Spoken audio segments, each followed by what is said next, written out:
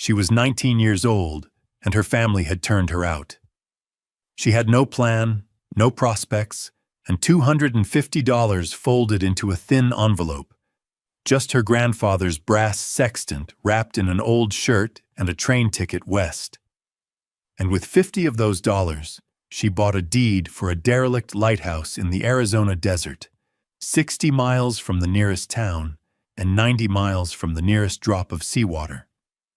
But what the county clerk who sold it to her didn't know, and what the family who cast her off would never learn, was that sealed away at the top of that impossible stone tower was a secret that would build her a new life from the dust. Settle in and let us tell you the story of Catherine Ward and the Sable Wells Light. We love to know where you're watching from tonight. Catherine Ward had been raised on the smell of salt and sawdust, even though she lived her whole life in a tidy house in Ohio.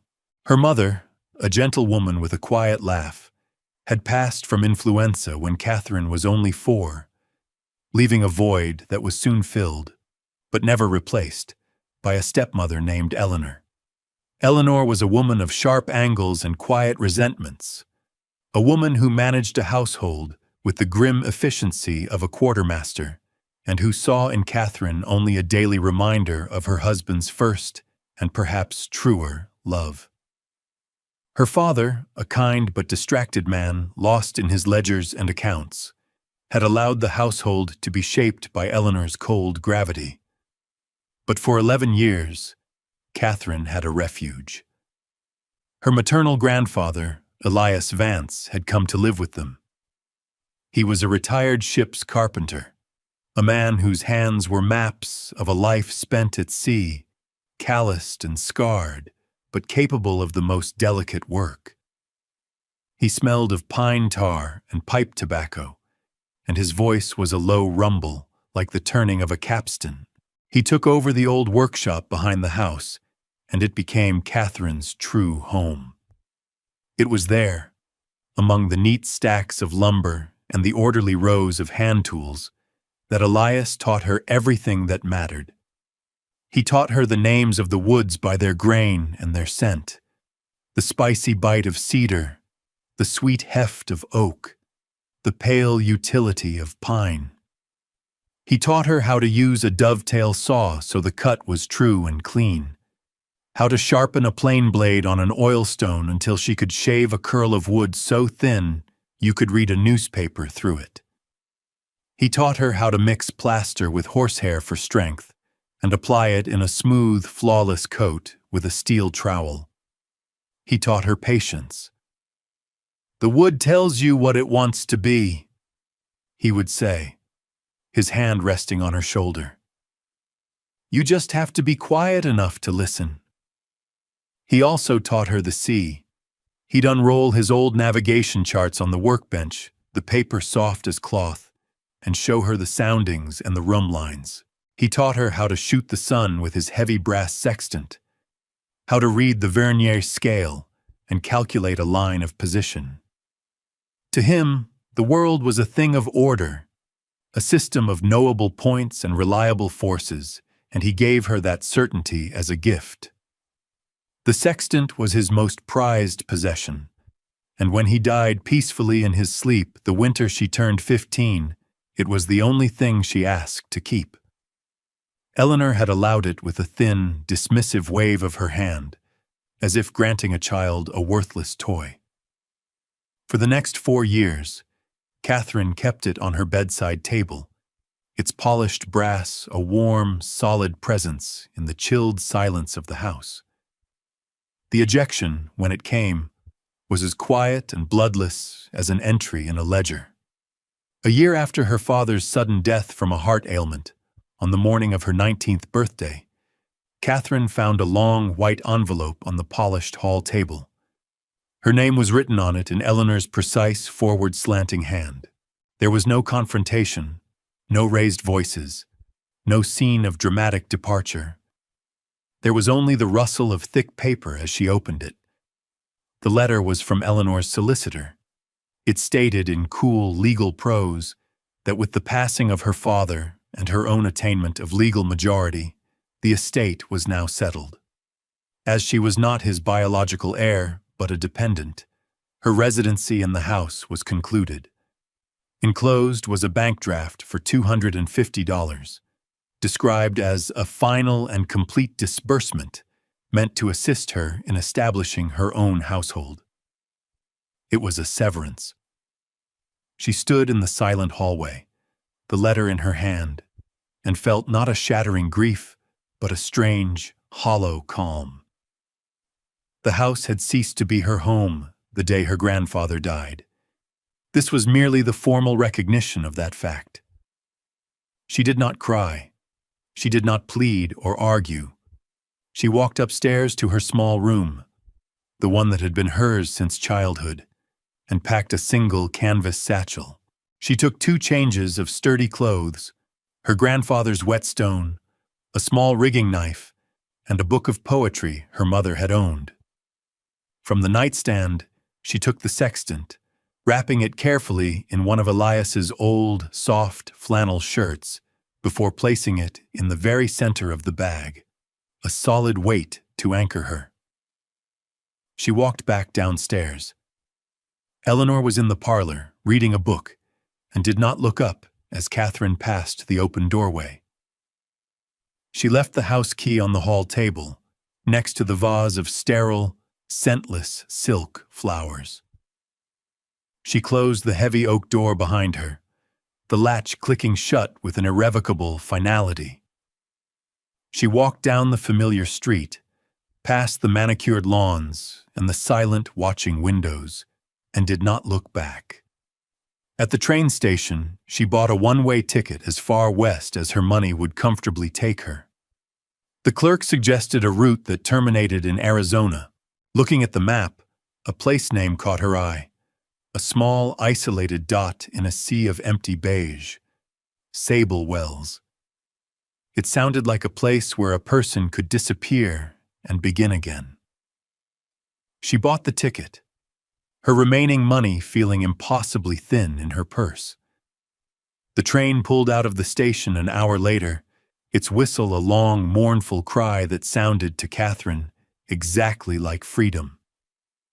The journey was a slow erasure of the world she had known. The lush, rolling green of Ohio flattened and faded, giving way to the vast, open plains of the heartland. The trees grew smaller and sparser, replaced by scrub and sage. The sky grew larger, a pale, immense bowl that dwarfed the clattering train. For 3 days, she sat by the window, watching the landscape shift and change, feeling the air grow drier, the light more intense. The heat pressed against the glass, a physical presence. Dust, fine as flour, worked its way through the window frames, coating the green velvet seats and her own hands with a fine reddish film. She spoke to no one, and no one spoke to her. She was simply a quiet figure in a plain dress, a ghost moving through a landscape of ghosts. When she finally disembarked at the small depot marked Sable Wells, the heat struck her like a physical blow. The town was little more than a single dusty street, lined with a dozen sun-bleached wooden buildings. A general store, a saloon, a land office, and a few shuttered storefronts. The air was still and silent, save for the hum of insects and the faint, rhythmic creak of a distant windmill. After securing a room in the town's only boarding house, a clean but threadbare establishment run by a tired-looking woman named Mrs. Gable, Catherine walked to the edge of town. There, on a low rise overlooking the immense, shimmering expanse of the desert, she saw it for the first time. It stood about a mile away, a stark, impossible silhouette against the bruised purple of the evening sky. A lighthouse. It was a perfect, classical structure, a tapering cylinder of pale stone rising 100 feet from the desert floor, capped with a glassed-in lamp room and a small widow's walk railing. It was absurd, a profound and lonely madness made real in stone and mortar. Yet, it wasn't pitiful. It looked defiant, stubborn, as if it had been built not in error, but as a deliberate challenge to the landscape itself. It drew her. The next morning, she walked to the county land office. The clerk, a balding man named Mr.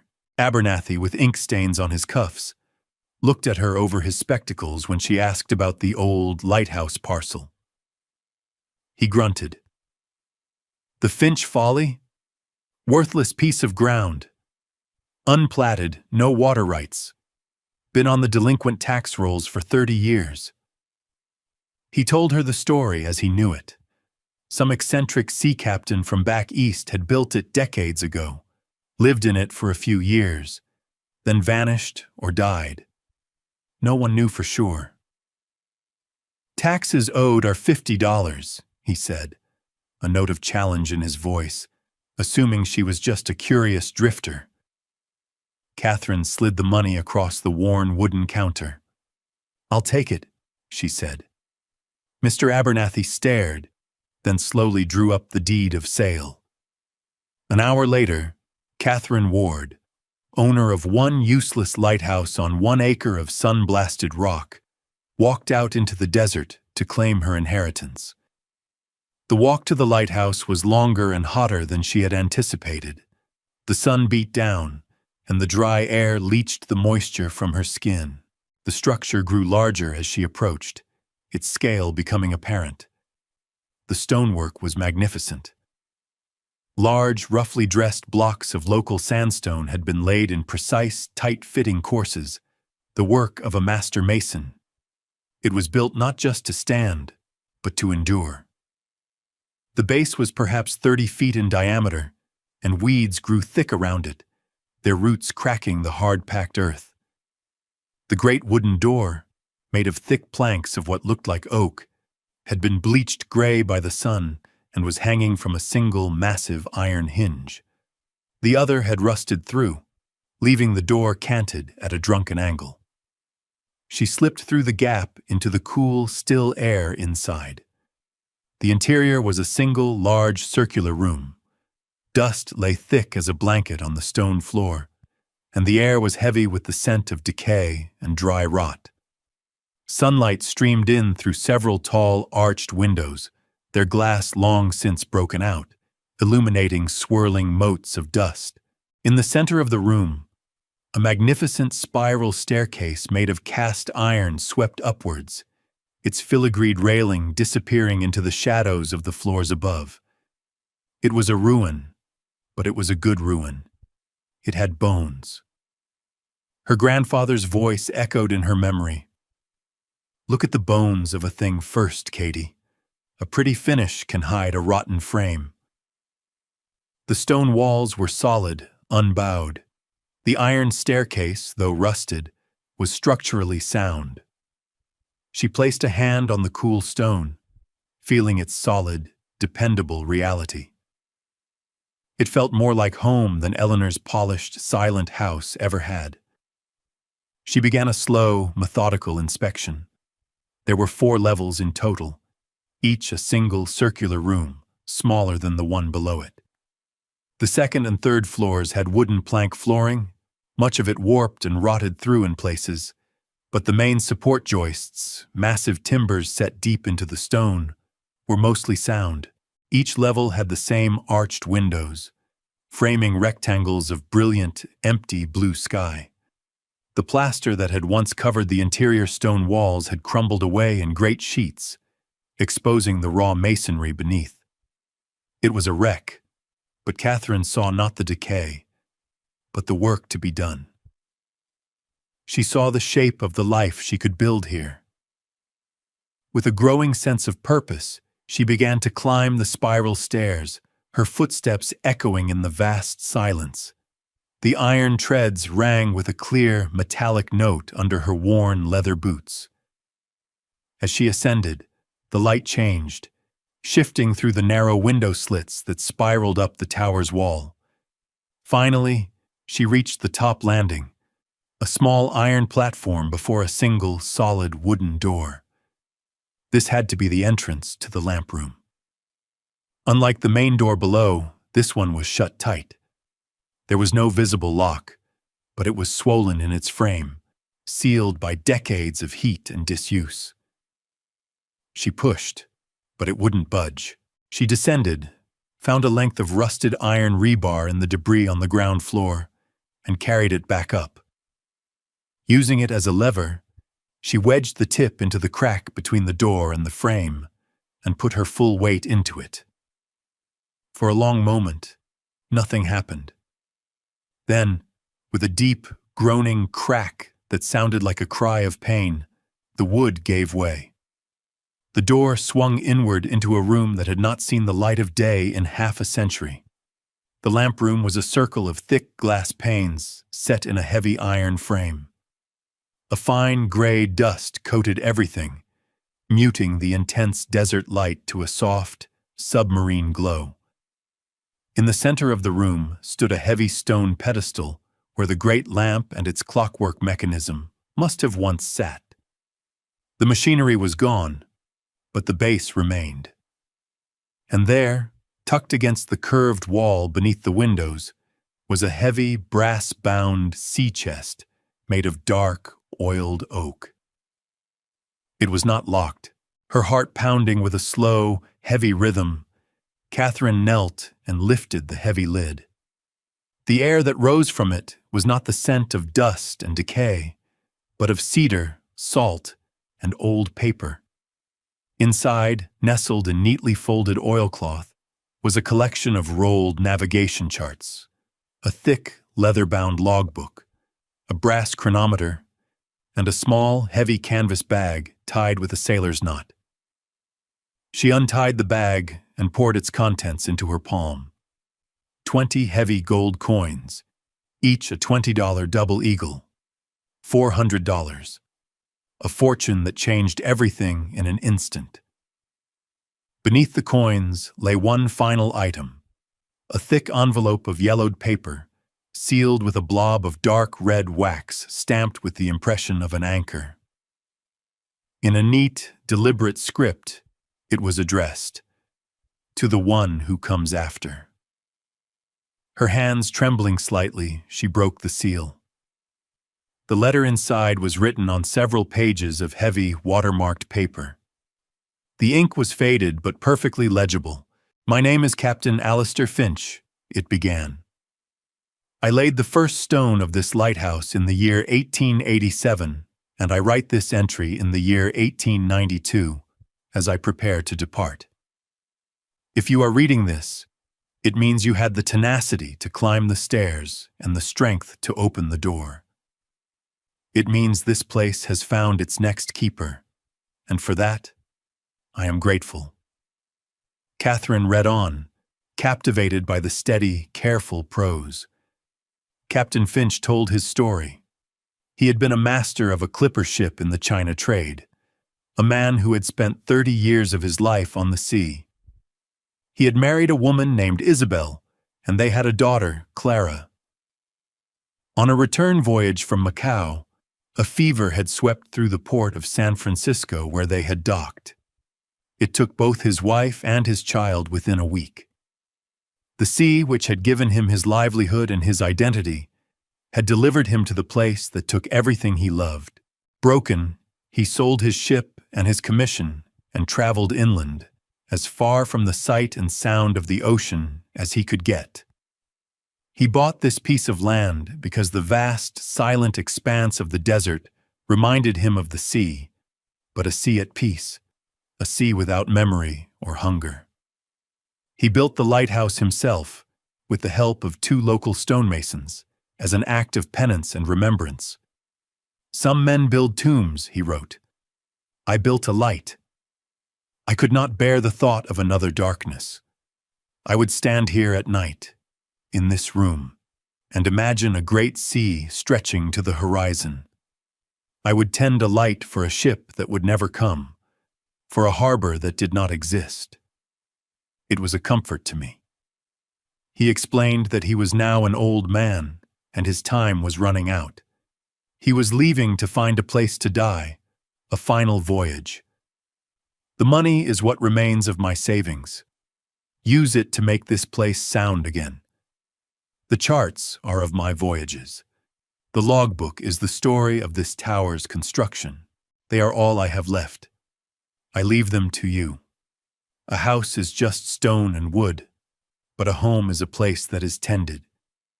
Tend the light, whoever you are. Keep a watch against the dark.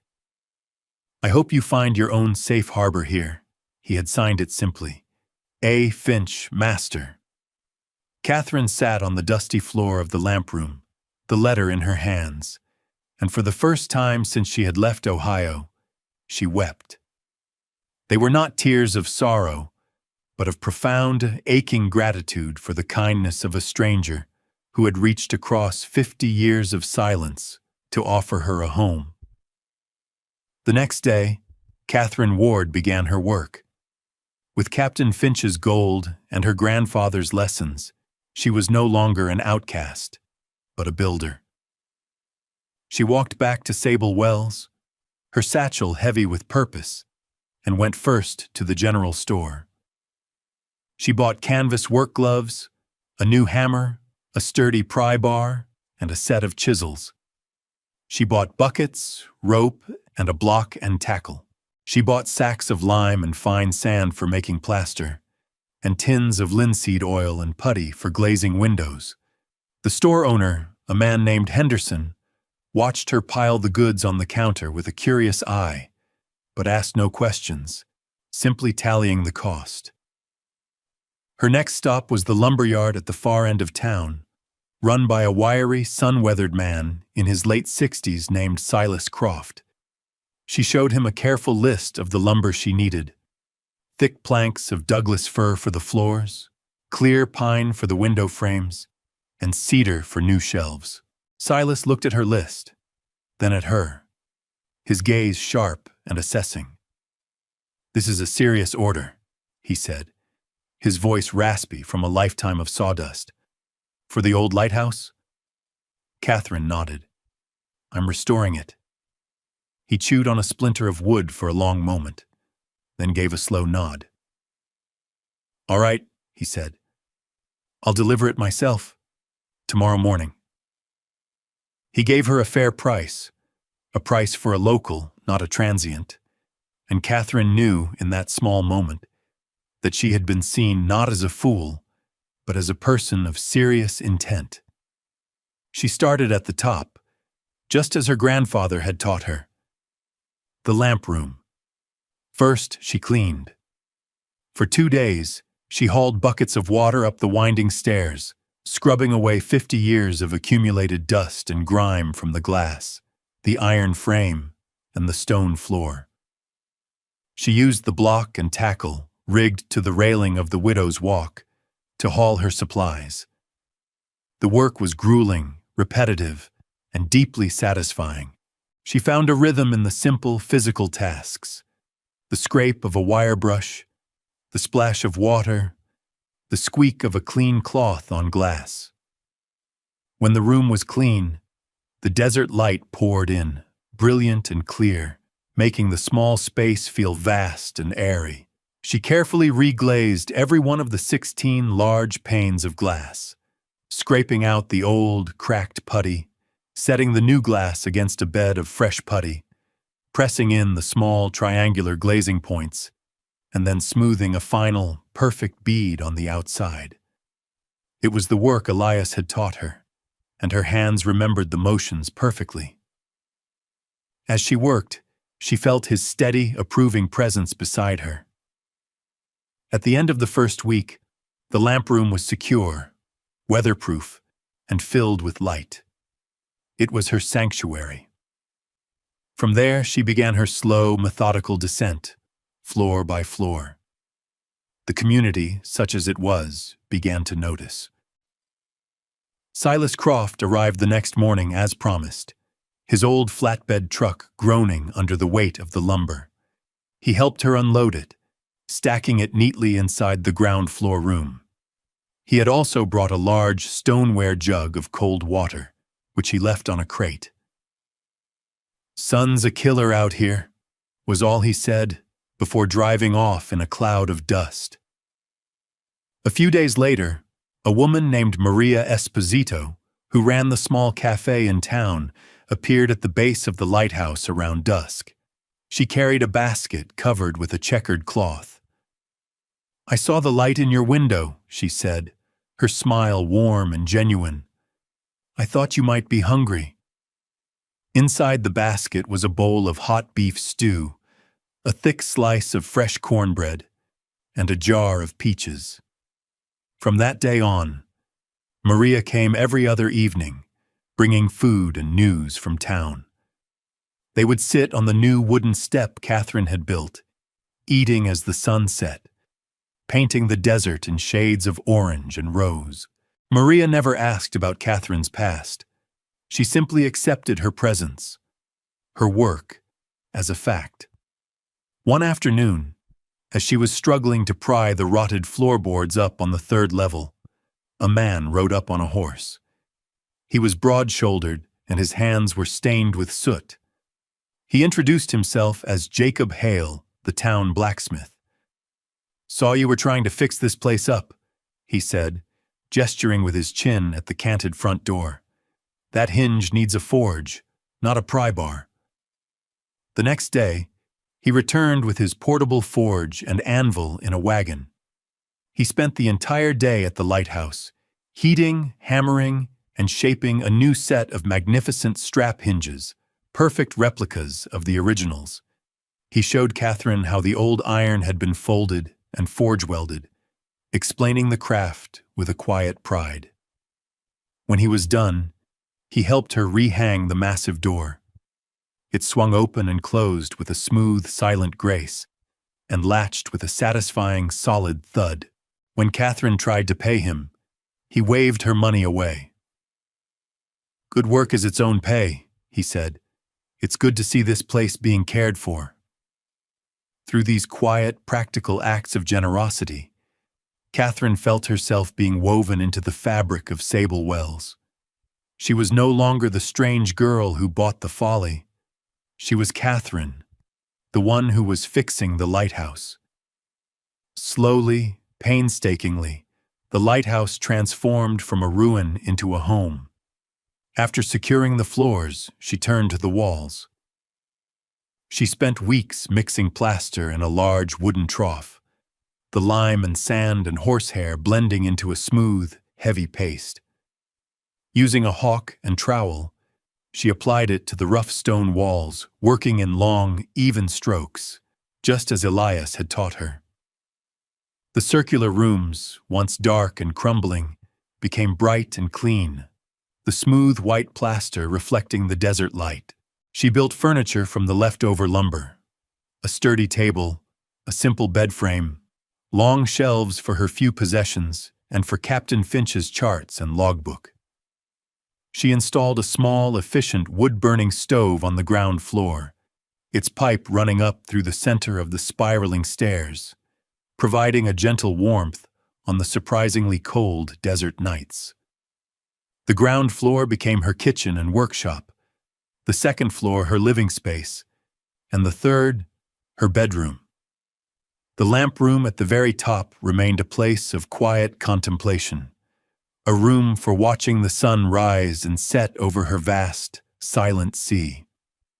Her life settled into a new rhythm, governed by the sun and the seasons. She rose at dawn, the first light painting the eastern mountains.